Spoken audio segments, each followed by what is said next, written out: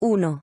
Si algo podemos destacar de los modelos de participación de los trabajadores en la empresa en Francia, ello es, probablemente, su base regulatoria. 2.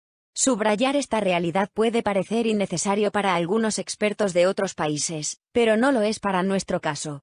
Muy especialmente si tenemos en cuenta hasta qué punto se está prescindiendo en España, a efectos del debate sobre la participación de los trabajadores, de incluir en el mismo la cuestión esencial de la regulación, y de los aspectos clave de la misma. 3. El caso francés es una muestra clara de avance en los modelos participativos a través de una sucesión de disposiciones normativas, fundamentalmente de carácter imperativo, aunque también algunas basadas en incentivos fiscales. 4. Y una primera conclusión de la experiencia francesa es precisamente esta. La constancia de que una política de impulso de la participación de los trabajadores en la empresa se base en realidades y no en palabras. Y que las realidades en este ámbito solo se consiguen a través de la regulación. Una regulación que puede ser obligatoria o basada en incentivos, pero que es imprescindible para que las empresas avancen en esta dirección. 5. El debate en España, hasta ahora, se ha basado en una continua proclama de las virtudes de la participación, en una continua apelación a valores personales y empresariales.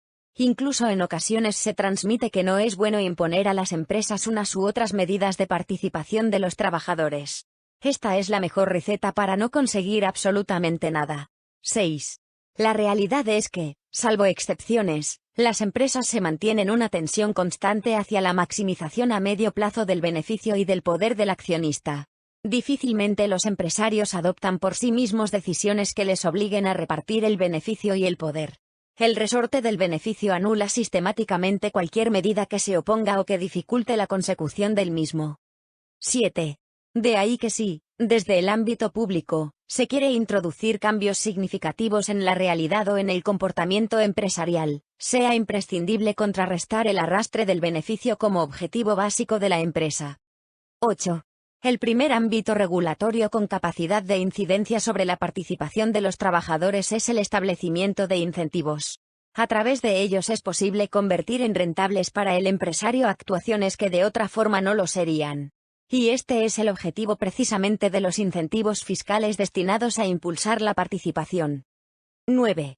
Por supuesto, el segundo ámbito es la regulación imperativa, que ha tenido un impacto esencial tanto en Francia como en otros países europeos a efectos de la extensión de los mecanismos de participación de los trabajadores en la empresa.